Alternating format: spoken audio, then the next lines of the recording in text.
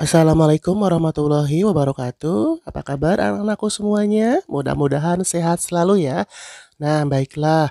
Pada kesempatan kali ini, Bapak akan membahas kisi-kisi soal ujian sekolah SMK Kabupaten Tangerang. Penasaran? Nah, langsung aja ya. Ini Bapak tampilkan kisi-kisi untuk ujian sekolah nanti. Soal yang pertama, kisi-kisinya adalah seperti ini. Untuk kompetensi dasarnya, menjelaskan dan melakukan operasi bilangan berpangkat, bilangan rasional, dan bentuk akar serta sifat-sifatnya. Di mana materinya ada pada materi merasionalkan bentuk akar. Kalian sudah pelajari materi ini waktu kalian berada di kelas 10. Masih ingat kan? Nah, sementara untuk indikator soalnya adalah peserta didik dapat merasionalkan bentuk akar dengan model A per B plus akar C. Nah, bagaimana contoh soalnya? Langsung saja, ini sudah Bapak siapkan di layar. Contoh soalnya adalah sebagai berikut. Nah, misalnya contoh soalnya yang pertama ya, sesuai dengan kisi-kisinya. 2 per 3 plus akar 5. Maka untuk penyelesaiannya adalah, nah 2 per 3 plus akar 5, nah ini kan masih belum sederhana ya. Nah ini kita bisa sederhanakan atau rasionalkan. Caranya bilangan tersebut kita kalikan dengan bilangan sekawan. Kita tulis terlebih dahulu 2 per 3 plus akar 5 dikali, nah bilangan sekawan masih ingat ya, bilangan sekawan itu adalah bilangan dalam bentuk pecahan di mana pembilang dan penyebutnya adalah sama.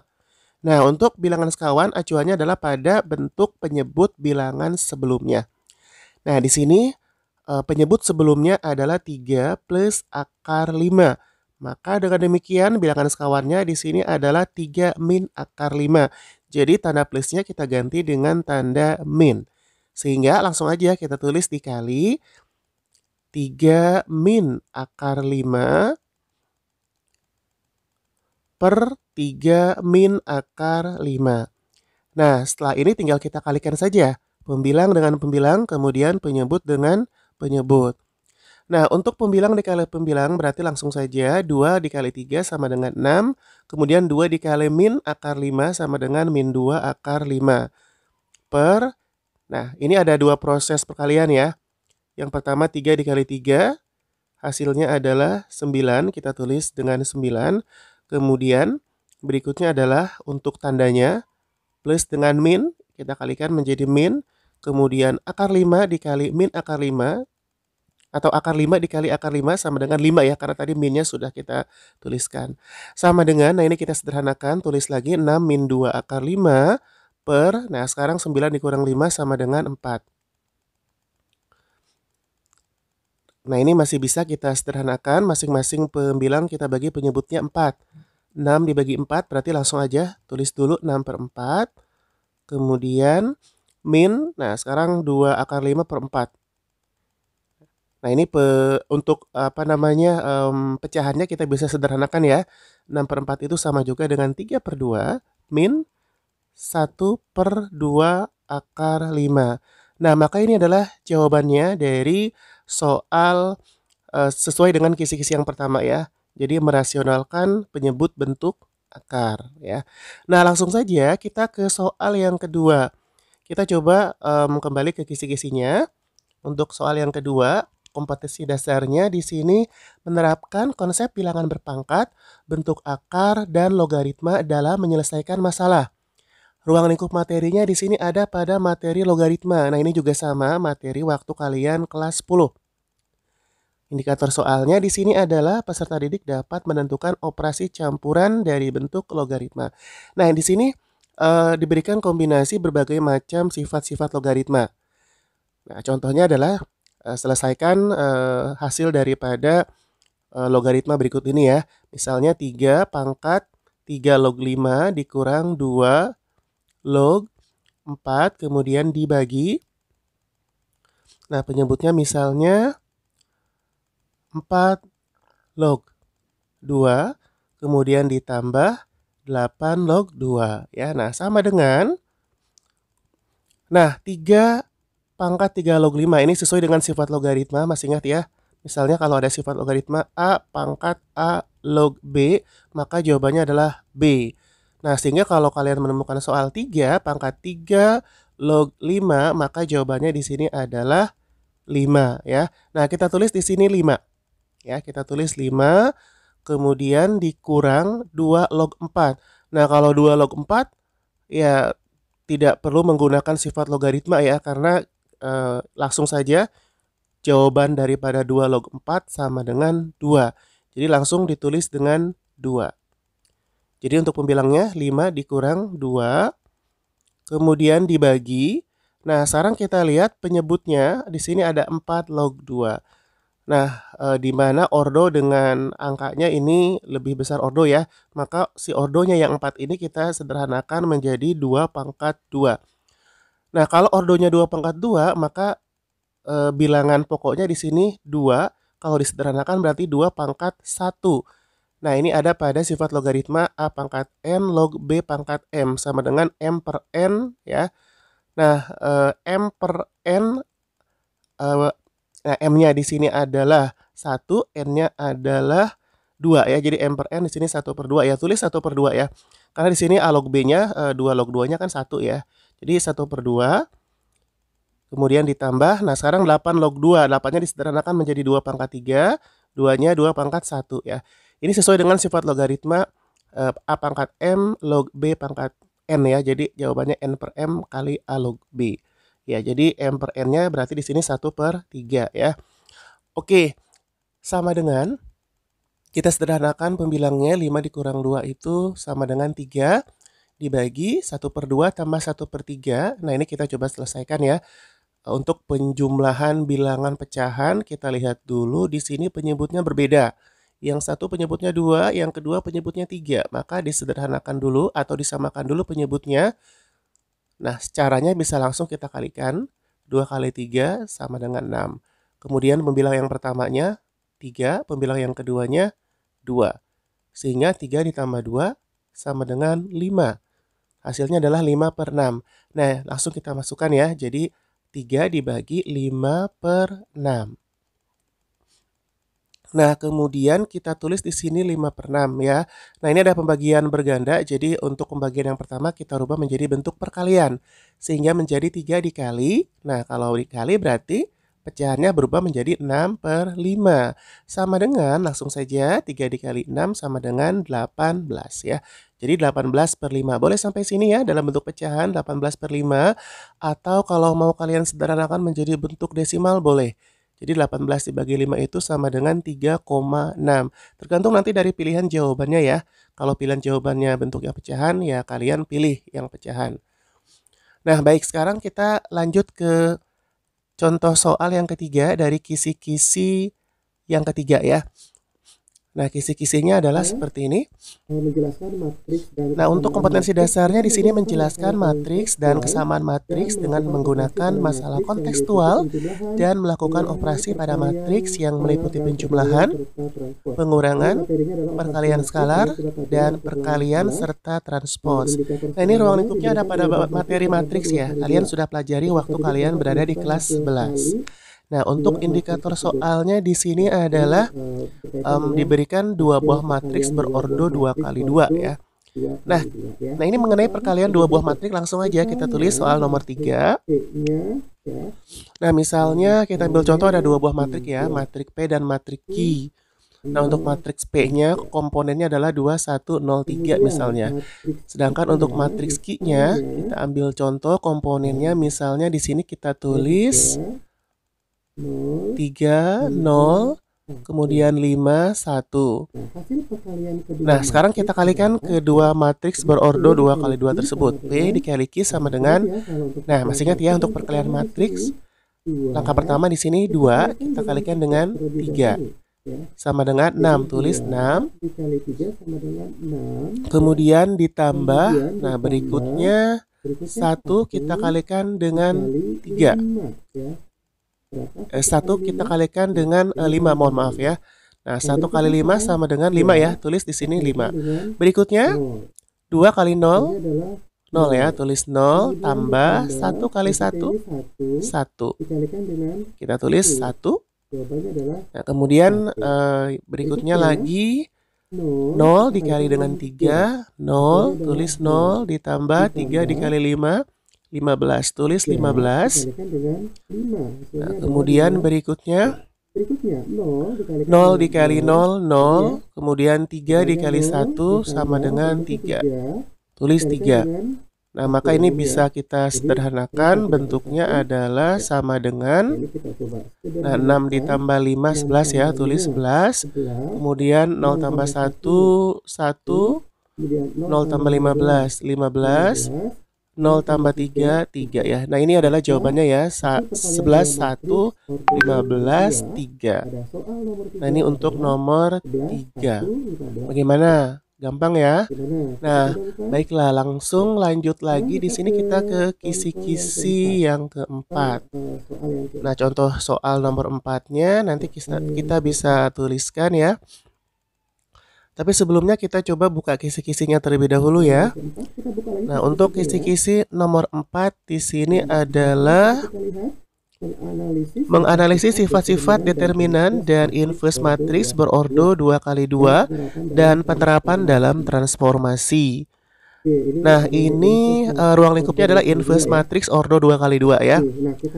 Nah, jadi langsung saja kita ke contoh soal sesuai dengan kisi-kisi nomor 4 tadi. Nah, misalnya di sini kita ambil contoh ada 2 buah matriks berordo 2x2.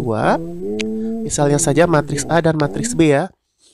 Nah, misalnya matriks A-nya komponennya adalah 8, 7, 5, 9. Kemudian untuk matriks B-nya misalnya komponennya terdiri dari misalnya kita tuliskan di sini 5, 3, kemudian 3, 6. Nah, misalnya jika hasil pengurangan matriks A dengan matriks B itu adalah matriks C. Nah, kita tulis ya, jadi C sama dengan A dikurang B, maka tentukan inverse daripada matriks C. Kita tulis C pangkat min 1. Nah, untuk menentukan inverse daripada matriks C, sebelumnya sekarang kita tentukan dulu ya hasil pengurangan A dengan B. Oke, kita tuliskan di samping di sini untuk matriks C-nya. Nah, itu kan A dikurang B ya. Jadi C sama dengan jadi komponen-komponen yang ada di dalam matriks A kita kurangi dengan komponen-komponen yang ada di matriks B. Mulai dari 8 kita kurangi dengan 5 ya, sesuai dengan posisinya ya. Jadi kalau posisinya di baris pertama kolom pertama, matriks A dikurangi baris pertama kolom pertama matriks B. Ya, jadi hasilnya di sini adalah 3. Kemudian berikutnya adalah 7, kita kurangi 3. Hasilnya adalah sama dengan 4. Tulis 4. Berikutnya lagi 5. Kita kurangi dengan 3 ya, maka hasilnya adalah 2. Tulis 2. Berikutnya 9 dikurang 6. Hasilnya adalah 3, tulis 3. Ya, nah ini adalah hasil daripada pengurangan matriks A dengan matriks B ya. Sama dengan matriks C. Nah, sekarang kita cari inverse. Masih ingat rumus daripada inverse matriks? Nah, rumusnya kita bisa tuliskan jadi inverse matriks. Di sini kan matriks C ya. Jadi sama dengan 1 per determinan daripada matriks C dikali. Nah, ini posisinya kita rubah. Posisi daripada komponen matriks C-nya dirubah. Jadi A dan D-nya itu posisinya dirubah. Posisi A ada di D, D ada di A. Karena A dan D-nya sama, di sini 3, jadi tetap tidak mengalami perubahan ya. Kita tulis 3 dengan 3. Nah, kemudian yang 4 dan 2-nya, komponen B dan C-nya, di sini yang tadinya positif menjadi negatif. Sehingga ditulis yang tadinya 4, di sini menjadi negatif 4. Kemudian yang tadinya 2, ditulis di sini negatif 2. Nah, kemudian, sekarang determinan C-nya belum ya. Sekarang kita cari dulu determinan daripada matriks C-nya. Kalau misalnya untuk mencari determinan matriks C ordo 2 kali 2, ini lebih gampang. Jadi langsung aja kita kalikan, kemudian kita jumlahkan dari komponen matriks C-nya. Di sini 3 dengan 3 kita kalikan menjadi 9, maka tulis 9. Nah ini ya, 3 dengan 3 yang ini ya maksudnya ya. Nah dikali hasilnya 9, terus dikurang. Nah ini 4 dikali 2 sama dengan 8. Ya, kemudian 9 dikurang 8 hasilnya adalah 1. Oke, jadi determinan matriks C-nya 1. Jadi tulis di sini 1 per 1. Kemudian dikali, untuk 3, min 4, min 2, dan 3 tetap kita tulis. Nah, 1 dibagi 1 itu kan 1 ya, sehingga 1 dikali 3, min 4, min 2, 3 tetap. Jadi jawabannya adalah 3, min 4, min 2, 3 ya. Ini adalah untuk soal yang keempat. Ya, untuk inverse daripada matriks C. Bagaimana? Cukup mudah ya untuk soal yang keempat ini. Baiklah, sekarang kita coba ke soal yang terakhir, nomor 5. Kita ke kisi-kisinya terlebih dahulu ya. Untuk nomor 5 di sini kisi-kisinya ada pada kisi-kisi yang ke-6. Nah, di sini Bapak bacakan untuk kisi-kisi yang ke-6-nya. Di sini menentukan nilai variabel pada sistem persamaan linear dua variabel dalam masalah kontekstual. Ini ada pada materi SPLDV ya. Waktu kalian kelas 10 sudah kalian pelajari SPLDV atau sistem persamaan linear dua variabel. Nah, ini diberikan soal cerita tentang toko pakaian, baju, dan celana ya. Baik, langsung aja kita ke contoh soalnya. Di sini sudah Bapak tuliskan. Misalnya di sini Cesar membeli 2 buah baju dan 3 buah celana seharga 160.000. Di tempat yang sama juga Agung membeli 3 buah baju dan 5 buah celana seharga 250.000. Nah, jika misalnya Haidar Ali ingin membeli 2 buah celana dan 2 buah baju di tempat yang sama, maka uang yang harus dikeluarkan oleh Ali berapa ya? Nah, ini terlebih dahulu kita buat permodelannya ya, tapi kita misalkan dulu ya, ambil pemisalan. Di sini objeknya adalah baju dan celana. Jadi kita ambil pemisalan, misalnya baju sebagai variabel X, celana sebagai variabel Y. Maka untuk persamaan yang pertamanya adalah pada Cesar. Cesar di sini membeli 2 buah baju. Jadi kalau tadi baju X berarti 2 buah baju 2X ya. Ditambah 3 buah celana berarti 3X. Sama dengan 160.000. Kita tulis saja di sini 160 ya. Jadi 0,00-nya sementara kita hilangkan atau kita abaikan terlebih dahulu ya. Nah, ini adalah persamaan pertama ya. Nah, kemudian persamaan keduanya dari Agung. Agung di sini membeli 3 buah baju jadi 3X ditambah 5 buah celana berarti 5Y sama dengan 250.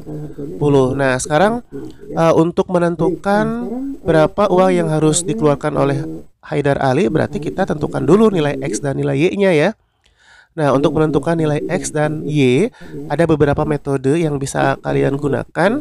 Salah satunya di sini kita ambil metode yang mungkin relatif mudah ya, atau paling mudah ya, yaitu eliminasi.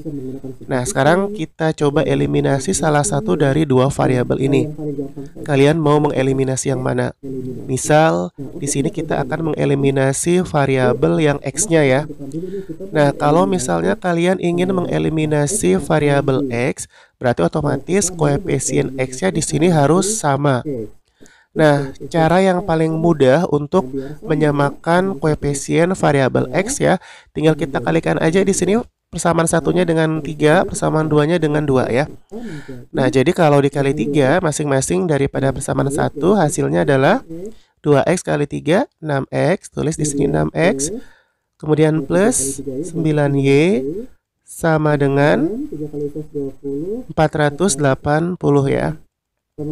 Kemudian persamaan 2-nya masing-masing dikali 2. 6X plus 10Y sama dengan 500. Nah, ini kita coba kurangi ya tandanya, karena 6x dikurang 6x kan habis ya. Boleh untuk pengurangannya di sini dari bawah ke atas ya. Nah, misalnya 10Y dikurang 9Y berarti Y. 500 dikurang 480 berarti 20 ya. Nah, dari sini sudah kita ketahui Y-nya 20. Nah, untuk mencari X-nya relatif mudah, karena jika Y-nya sudah ada tinggal dimasukkan atau substitusikan ya ke persamaan 1 boleh, atau ke persamaan 2. Misal di sini kita substitusikan nilai Y-nya ke persamaan 1. 2X plus 3Y sama dengan 160. 2X-nya tetap kita tulis 2X, 3Y-nya itu kan 3 kali Y ya. Nah, maka Y-nya diganti dengan 20. Sama dengan 500 ya. Sama dengan 160. Nah, maka 2X ditambah 60 sama dengan 160. Nah, 2X sama dengan 160 dikurang 60 berapa? 100 ya, tulis 100, maka X-nya sama dengan 100 bagi 2, 50. Nah, dari sini kita bisa simpulkan bahwa harga bajunya adalah 50.000, harga celananya adalah 20.000. Nah, di sini Ali misalnya mau membeli 2 buah baju dan 2 buah celana. Berarti bentuk persamaannya di sini adalah 2X ditambah 2Y. Tulis 2X ditambah 2Y. Ya, sama dengan, nah, X-nya tinggal kita ganti dengan 50, karena X itu kan harga 1 buah baju ya. Nah, jadi 2 dikali 50, tulis 50 X-nya ditambah 2Y, 2 kali Y. Y-nya di sini adalah harga celana ya, harga 1 buah celana yaitu 20.000, tulis 20. Sama dengan 2 kali 50 100 ditambah 2 kali 20 40. Maka hasilnya adalah 140.000. Dengan demikian, uang atau biaya yang harus dikeluarkan oleh Haidar Ali untuk membeli 2 buah baju dan 2 buah celana adalah Rp140.000. Nah, ini adalah contoh soal yang kelima sesuai dengan kisi-kisi yang kelima. Bagaimana, gampang ya? Baik, untuk pertemuan kita hari ini cukup sampai di sini. Insya Allah nanti kita lanjutkan lagi ya. Baik, semoga bermanfaat. Terima kasih sudah menyimak videonya sampai selesai. Akhir kata, wabillahi taufiq wal hidayah. Wassalamualaikum warahmatullahi wabarakatuh.